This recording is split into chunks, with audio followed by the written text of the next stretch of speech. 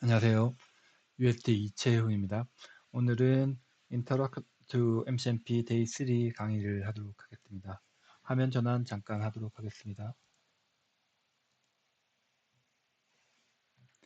네, 3일차에는 지오메트릭 스페시피케이션에 대해서 공부를 할 거고요.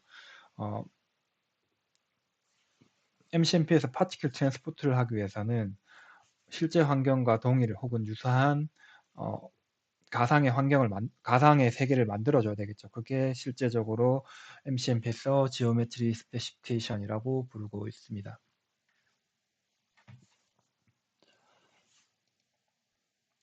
네, 목차고요.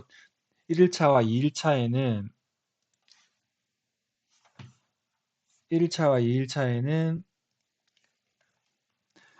기본적인 MCMP 소개와 그리고 MCMP 구조, 문법에 대해서 설명을 드렸고요.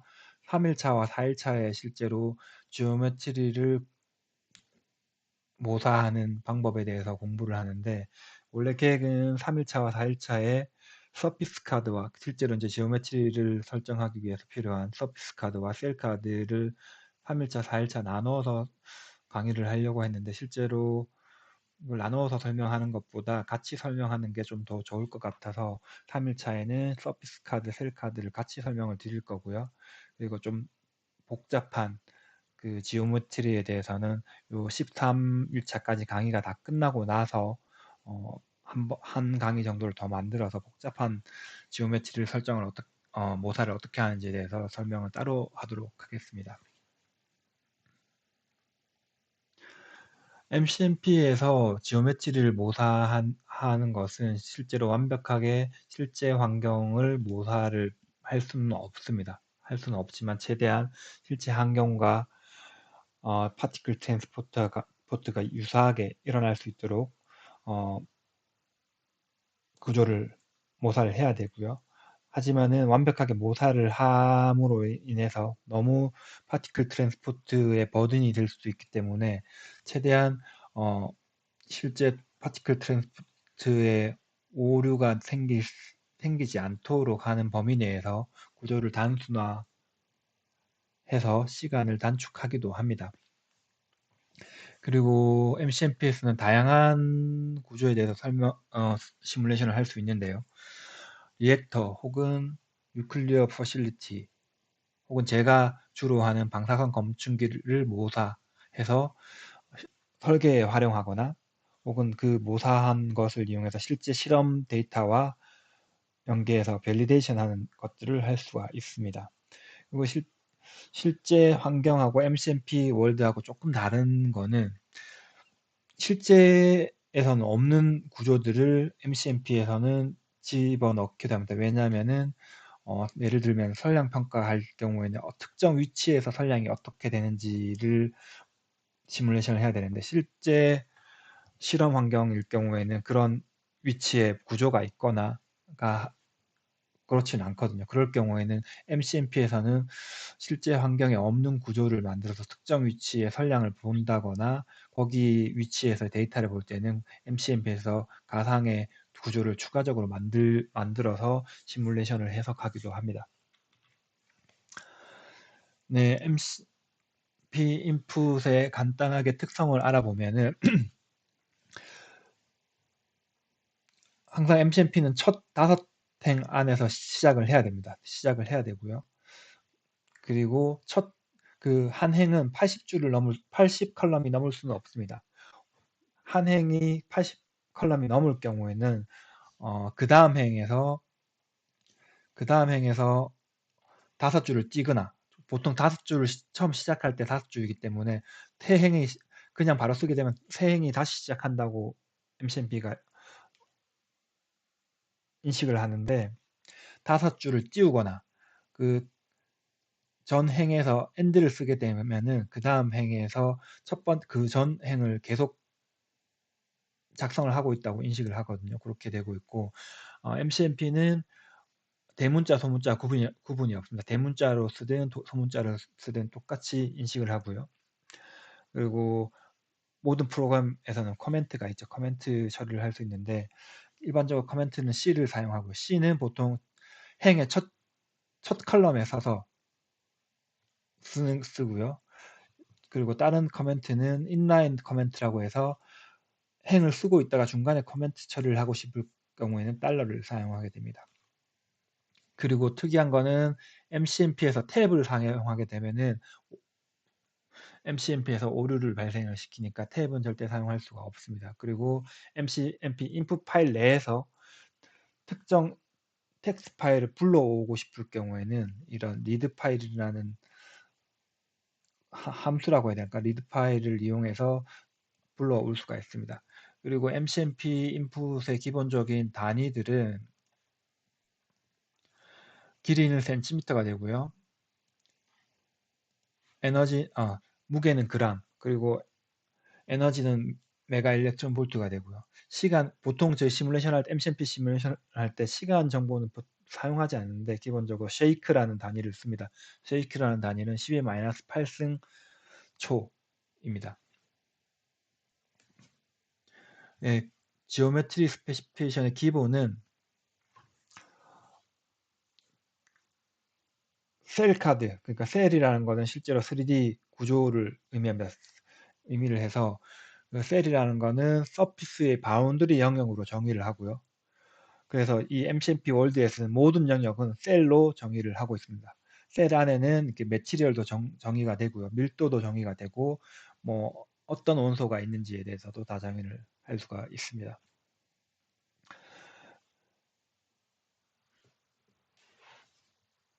그리고 기본적으로 서피스를 이용해서 정의를 하고요.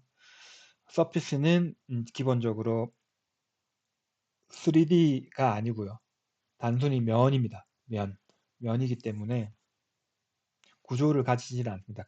단순히 셀을 정의하기 위한 서피스가 되겠습니다. 그리고 서피스 카드를 정의를 하고 셀을 정의할 때 두 개의 서피스의 교집합 혹은 합집합, 여집합 등을 이용해서 셀을 정의를 할 수가 있습니다. 혹은 셀 카드 내에서 특정 셀을 제외하고 싶을 경우에는 이 컴플리멘트를 사용할 수 있고요. 컴플리멘트는 보통 셀의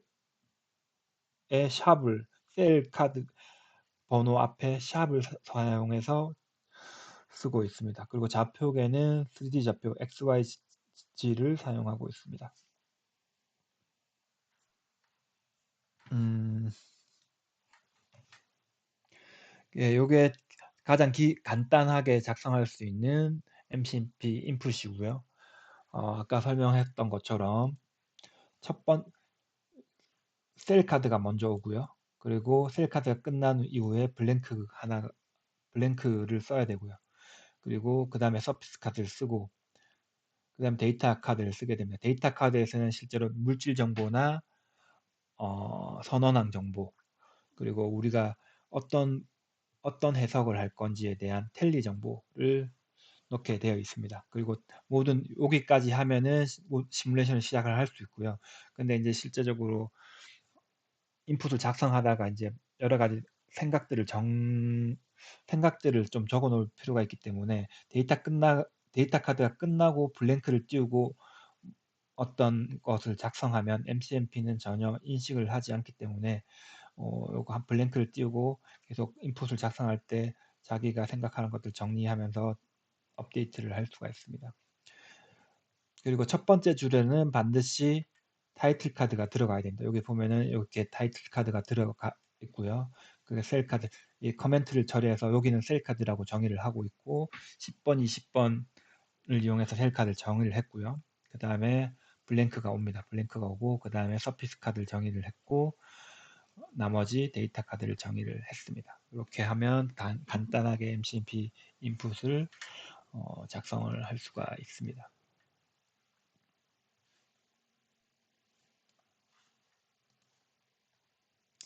그래서 이제 서피스 카드부터 셀 카드를 정의하기 위해서는 서피스 카드를 먼저 정의를 해야 되기 때문에 서피스 카드를 설명을 드리면 아까 말씀드렸듯이 서피스라는 건 그냥 말 그대로 서피스예요. 면입니다. 2D, 3D가 볼륨이 없는 2D 면이고요. 그게 이제 구 형태의 구나 어떤 구일 수도 있고 단순히 X면, Y면, G면이 될 수도 있습니다. 이 서피스를 이용해서 이제 셀을 만드는데 아까 앞장에서 설명했던 것처럼 교집합이나 합집합, 여집합 혹은 셀 자체에서 컴플리멘트를 사용해서 어, 추가적으로 셀을 정의를 할 수 있고요. 서피스라는 거는 요 이제 요 좌표를 이용해서 정의를 하고 있는데 서피스는 면이기 때문에 서피스에서 어느 쪽을 셀로 정의를 할지를 결정을 해야 되는데 요거를 하기 위해서는 센스라는 거를 적용을 합니다. 어디 이 예를 들어서 x가 1인 면이 있을 경우에 x가 x x가 1보다 클 경우에 혹은 작을 경우에를 셀로 정의할 필요가 있기 때문에 그거를 센스라고 합니다. 그 서피스 카드로는 다양한 면을 정의를 할 수 있습니다. 단순히 면도 정의할 수 있고요. 구 혹은 실린더, 콘 다양한 면을 정의를 할 수가 있습니다.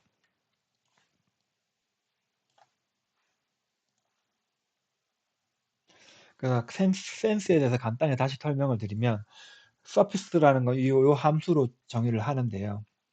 요 함수보다 작을 경우에는 마이너스가 되고요. 클 경우에 플러스가 됩니다. 예를 들어서 이렇게 특정 면, 이게 뭐 x인지 y인지 g인지 모르겠지만 이런 면을 정의를 했을 경우에 이 면보다 왼쪽 편, 그러니까 x로 따지면 왼쪽 편일 경우는 마이너스가 될 거고요. 오른쪽일 경우는 1이 됩니다. 근데 이제 이렇게 완전히 플레인이 아니고 이제 구나 콘이나 이런 구조일 경우에는 안쪽일 경우에 마이너스가 되고요. 안쪽일 경우에 마이너스가 되고 바깥쪽일 때는 플러스가 됩니다.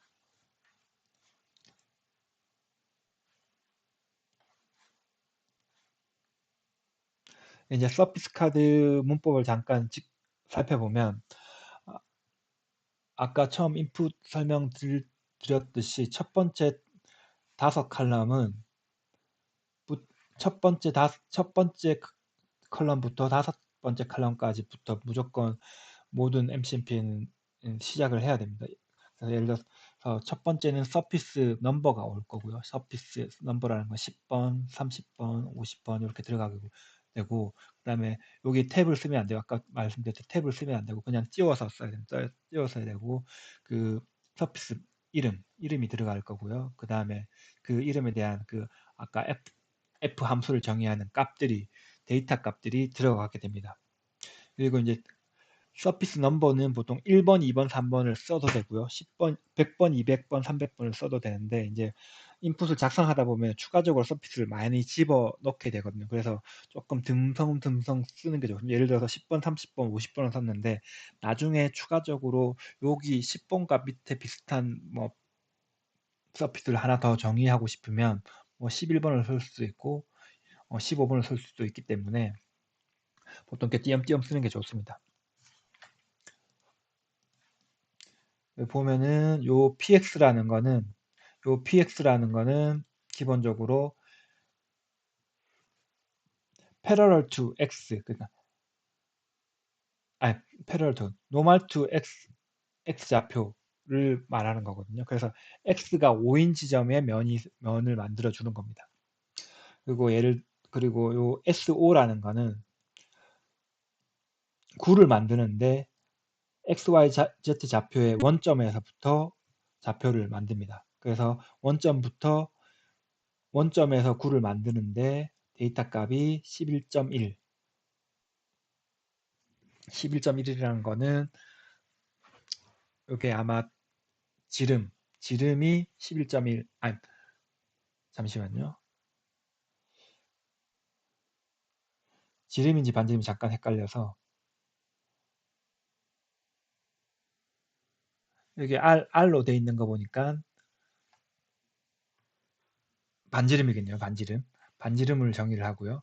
그리고 RCC 같은 경우는 Right Circular Cylinder라고 해서 실린더를 정의합니다. 실린더를 정의하기 위해서는 일단 원점을 정의를 해야 되고요. 그러니까 여기가 x, y, g가 되고요. 그러니까 x가 6, y가 0, z가 0인 지점을 원점으로 시작하고요. 그리고 높이가 12cm, 12cm이고요. 그리고 그 실린더니까 반지름이 4가 되겠네요. 이렇게 정의를 할 수가 있습니다. 이런 그 서피스 카드를 사용할 수 있는 그 네임들이 많습니다. 이렇게 x축에 노멀한 거는 px, y에 노멀한 거는 py 이렇게 쓸 수 있고 아까 말씀드렸던 그 좌표의 원점에서 구를 만들 수도 있고요. 특정 위치에서도 구를 만들 수 있고 x 좌표가 중앙인 구도 만들 수 있고 이렇게 만들 수가 있고요. 그리고 실린더도 어, x와 평행한 실린더, y 혹은 z와 평행한 실린더, 혹은 x축이 중심인 실린더도 만들 수가 있습니다. 이렇게 다양한 그 서피스 카드가 있고요. 그리고 이제 매크로 바디인데요. 매크로 바디라는 거는 실제로 이제 셀을 정의하기 위해서 서피스를 많이 정의를 해야 되죠. 예를 들면은 하나의 정육면체를 정의를 하기 위해서는 두 개의 x 평면과 두 개의 y 평면 그리고 두 개의 z 평면을 정의를 해야 되기 때문에 그럼 서피스를 6개를 정의를 해야지 하나의 정육면체를 정의를 할 수 있는데 이 매크로 바디라는 거는 한 번에 한 행으로 바로 그 구조를 만들 수 있는 겁니다. 그래서 그런 것들이 있고요. 아까 말씀드렸던 LCC가 그런 예고, 그리고 박스, 그만 정육면체나 직육면체 같은 거를 만들 수도 있고요. 구를 만들 수도 있고, 헥사고널 프리즘도 만들 수가 있습니다.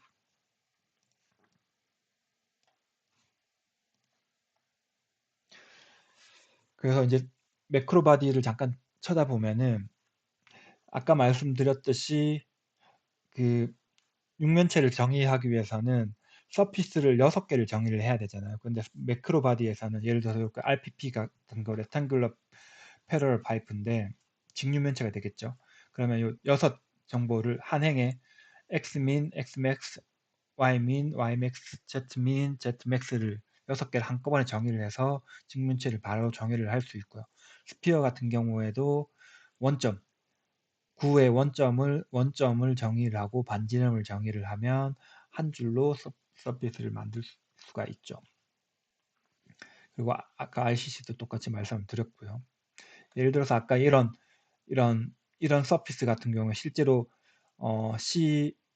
CX 같은 경우에는 X축에 패러럴한 실린더를 만들었는데 실제로 X축 위쪽 아래쪽은 뻥 뚫려 있는 서피스가 되죠. 그래서 이 실린더를 실제로 셀로 실린더를 정의를 하려고 그러면은 Xmax 값과 Xmin 값이 필요하게 됩니다. 근데 LCC를 사용을 하게 되면 한 줄로 정의가 되겠죠.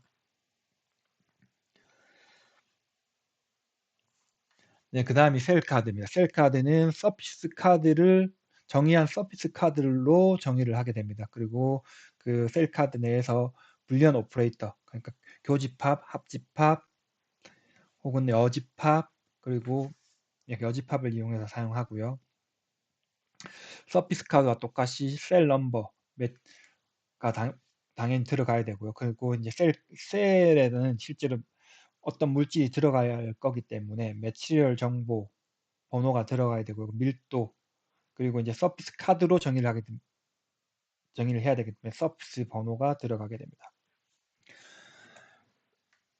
그리고 사실은 이 복잡한 여기 오른쪽에처럼 이렇게 복잡한 뭐 집합체를 정의한다는 걸 할 경우에 상당히 반복되는 구조들을 정의를 해야 되는데 이런 것들은 제일 마지막 14일차째 한 번 더 강의를 하도록 하겠습니다.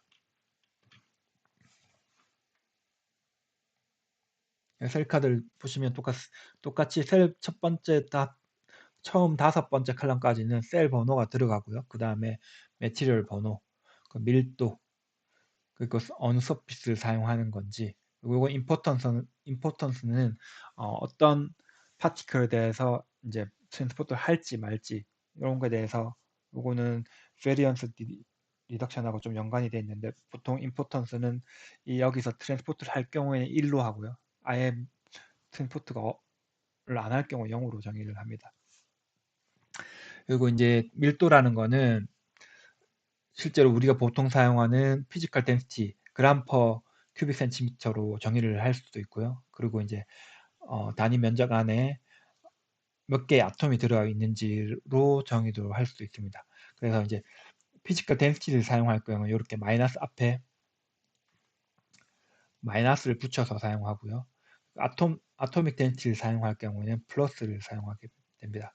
그리고 셀이 어떤 물질을 반드시 정의하는 건 아니고요. 보이드일 수도 있죠. 예를 들어서 뭐 아예 진공이거나 이럴 경우에 보이드를 할 수도 있고 혹은 그 리피티드 스트럭처를 만들 경우에 리피티드 그 반복되는 구조를 만들기 위해서 이게 문법상 보이드를 사용하는 경우도 있습니다. 그럴 경우에는 이렇게 매치럴 번호를 0으로 두기도 합니다.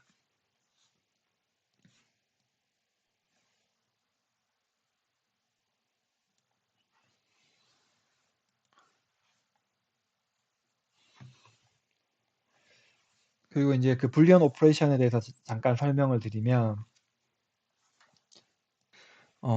예를 들어서 교집합일 경우에 설명을 드리면 여기 지금 서피스 4번하고 2번을 두 개를 정의를 했어요. 어쨌든 그게 x인지 y인지는 모르겠지만 서피스 4번과 2번을 정의를 했는데 우리가 어, 이면을 셀로 만들고 싶어요. 이 부분을 셀을 만들고 싶을 경우에는 서피스 4번보다 작은 쪽 그리고 서피스 2번보다 작은 쪽이 되겠죠. 그럴 경우에는 이렇게 그 서피스 번호에 마이너스를 쓰게 되면 됩니다.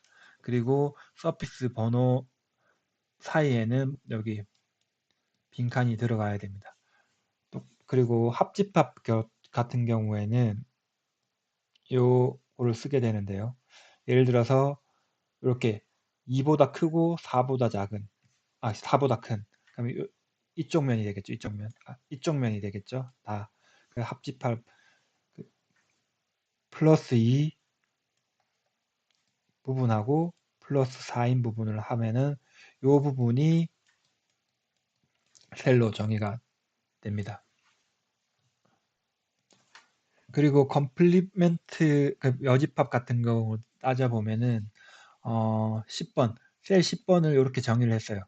요렇게 1보다 큰 쪽, 2보다 작은 쪽, 3보다 큰 쪽, 4보다 작은 쪽 해서 셀 10번을 정의를 했는데 셀 20번을 셀 20번을 요 셀 10번 밖을 셀 20번으로 정의를 하고 싶을 경우에는 두 가지 방법이 있는데요. 이렇게 1보다 작은 쪽, 2보다 큰 쪽, 4보다 큰 쪽, 3보다 작은 쪽 이렇게 하면은 셀 20번이 정의를 될 테지만 셀 20번을 그냥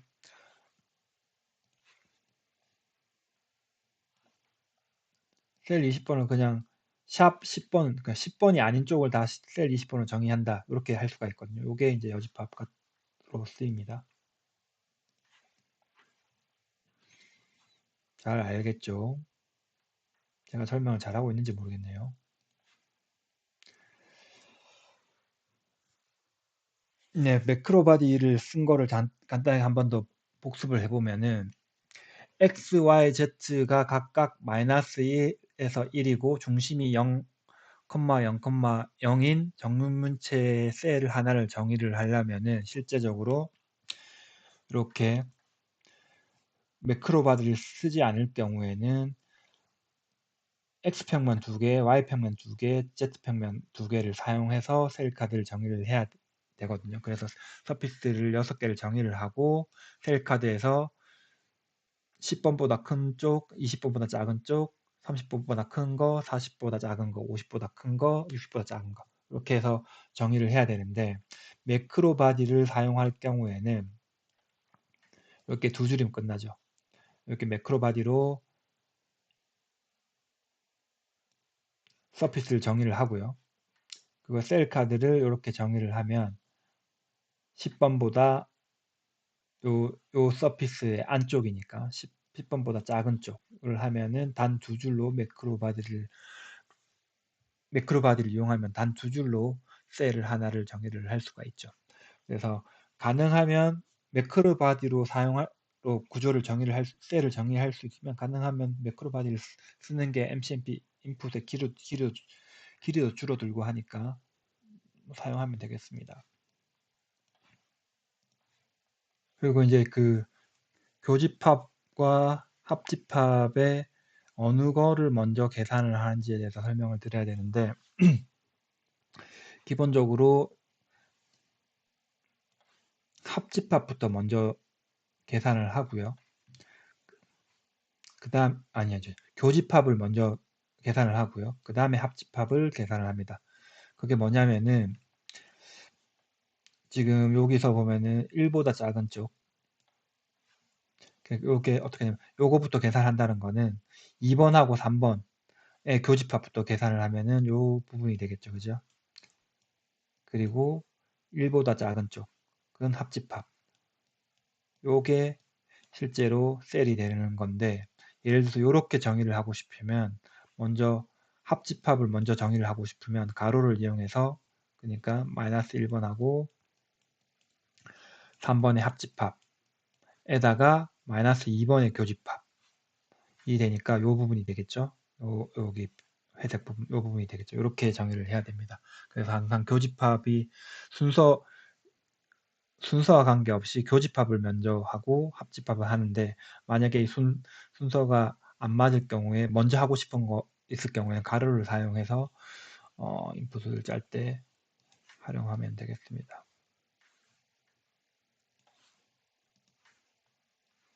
그러면 이제 간단한 지오메트리를 하나 짜볼게요. 짜볼 텐데 지금 여기가 하나 예전 요걸 제가 어디서 갖고 왔는지는 모르겠지만은 이런 구조를 하나 실린더 형태의 구조를 하나 만들고 싶어요. 그런데 밑에는 셀 10번이고 솔루션 형태의 매치럴 100번이라는 걸 가지고 있고 위에는 셀이 20번인데 그냥 보이드 형태입니다. 그리고 그거를 감싸고 있는 셀 30번 같은 경우에는 스테인리스 스틸이고 물질은 200번이게 되고요. 그리고 요 밖으로는 보이드 형태, 보이드인 셀 40번을 정의를 합니다.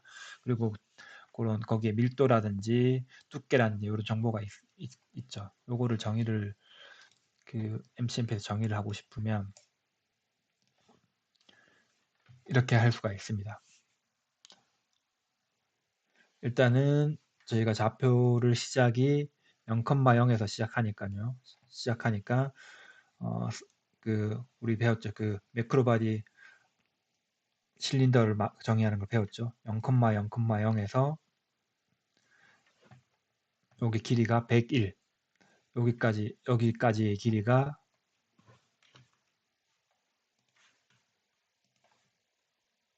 101.7인 거를 정의를 하고요. 그 반지름은 12.49 여기서부터 여기까지 12.49가 되고요. 그리고 바깥에 큰 스테인리스를 정의하기 위해서 여기 똑같이 여기가 마이너스 1이 되겠죠. 마이너스 1이 됐고 0,0, 마이너스 1이 됐고 여기부터 높이가 103.7이 되고요. 그리고 여기서 반지름은 여기 밖에까지 나와야 되니까 조금 더 크게 12.79 이렇게 해서 서피스 카드를 정의를 하고요. 그리고 10번 셀은 매치를 100번이죠. 100번을 쓰고요. 그리고 밀도를 넣고 그리고 1번보다 작고요. 한 개 더 설명을 해야 되는구나. 그리고 요 면을 하나 정의를 해야 되겠죠. 셀 10번을 정의하기 위해서는 요 1번 서피스에는 요만큼이 1번 서피스니까 요 셀 10번을 정의하기 위해서는 요 평면이 하나 더 필요하겠죠. 그래서 PG 39.24 하나를 더 정의를 했습니다.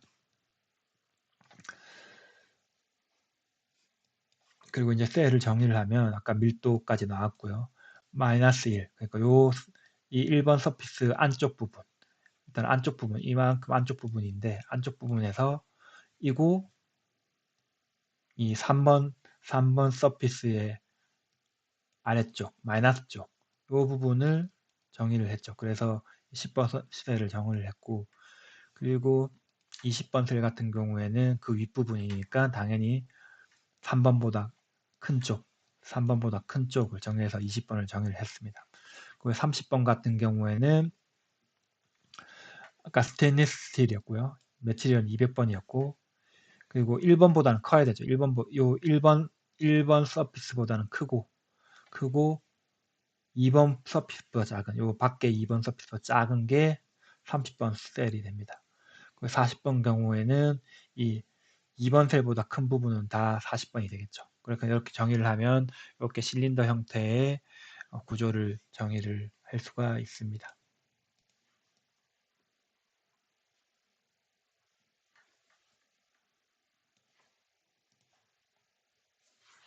그리고 그러니까 임포턴스를 간단하게 설명을 해야 되는데, 이게 이제 임포턴스라는 거는 셀 내에 파티클이 들어왔을 경우에 트랜스포트를 할 거냐 안 할 거냐, 계산을 할 거냐 말 거냐를 말하는 건데, 간단하게 말씀드리면 일반적으로 요거는 데이터 카드예요. 데이터 카드인데 셀 카드 안에 그냥 써버려요. 셀 카드 안에 써서 셀 카드 마지막에 이렇게 쓰게 되면, 요거는 요게 임포턴스고요. 요거 P 같은 게 포톤을 트랜스포트 할 거냐 말 거냐를 바로 이렇게 쓸 수가 있고, 원래는 이게 데이터 카드이기 때문에 데이터 카드에 요게 1번 셀, 두 번째 셀, 세 번째 셀, 네 번째 셀의 임포턴스를 이렇게 정할 수가 있는데, 그거를 하면 셀 카드에 안 쓰고 데이터 카드에 쓰게 되면 셀 카드 개수만큼 다 써줘야 되는데 헷갈리겠죠. 그래서 일반적으로 대부분 요렇게 쓰는 사람은 거의 없고요. 다 요렇게 씁니다. 셀 카드 안에 바로 쓰는 게 일반적이니까 그렇게 알고 있으면 됩니다.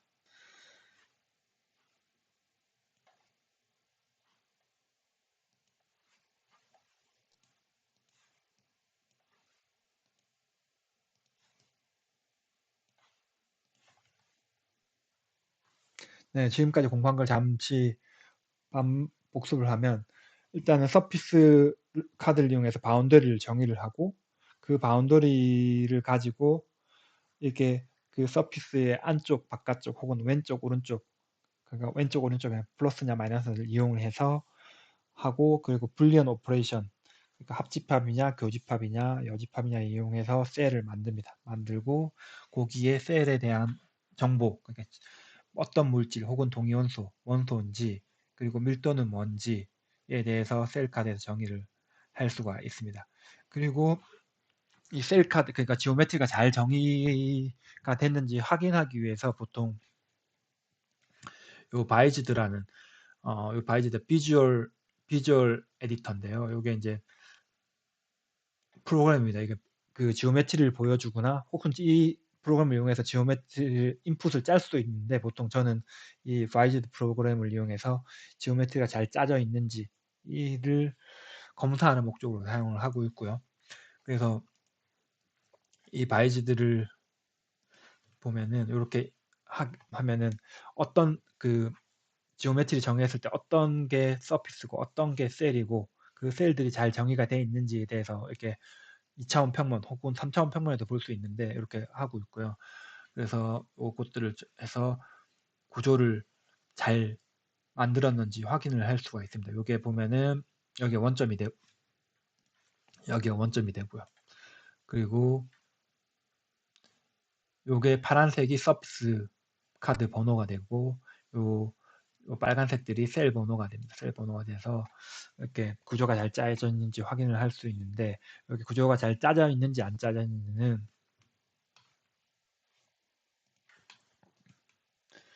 이 바이지드로 이렇게 그 구조를 열었을 때 빨간색 점선으로 나 있으면 뭔가 구조를 잘못 짰다는 거예요. 보통 구조를 잘못 짜면 에러가 뜨는 경우도 있고, 에러가 안 뜨더라도 요런 선들이 이렇게 솔리드하게 까만색으로 안 나와 있고 이렇게 점선으로 나오면 구조를 뭔가 잘못 짰다는 거예요. 그러면 그걸 확인해서 수정을 해줘야 됩니다. 한 강의를 한 20분 정도만 하려고 그랬는데 생각보다 이걸 한꺼번에 하니까 좀 시간이 많이 걸리는 것 같네요. 그리고 이제 뭐 그다음 이제 어드밴스 테크닉으로 우리가 아까 말씀드렸던 그 복잡한 구조를 짤 경우에 리피티드 스트럭처를 사용하는데 그것들은 다음에 시간이 날 때 마지막에 한번 강의를 하도록 하겠습니다.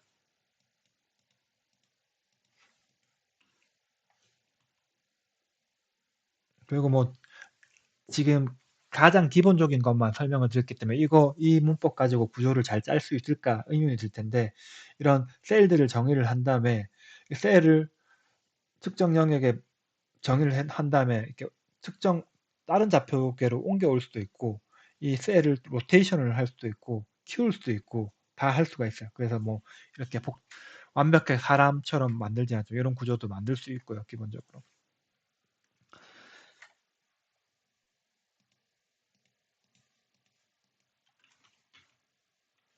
네, 여기까지가 3장 마지막이고요. 3일차 마지막이고요. 4일차에는 데이터 카드에서 특히 이제 소스텀에 대해서 매치럴하고 소스텀에 대해서 설명을 드릴 거고요. 5일차에는 조금 좀 소스텀이 사실은 그 MCMP에서 결국은 파티클을 트랜스포트 하는 거기 때문에 선언항 그러니까 어떤 방사선을 트랜스포트 할 건지를 정확하게 정의를 해야 되거든요. 그래서 그거를 하루 만에 매치를 정보하고 소스점 한꺼번에 다 설명하기는 힘들 것 같아서 기본 4일차에 매치를 정보하고 소스점 기본적인 거 설명을 드리고 5일차에는 좀 어드밴스드한 소스점을 정의하는 방법을 설명드리도록 하겠습니다. 수고하셨습니다.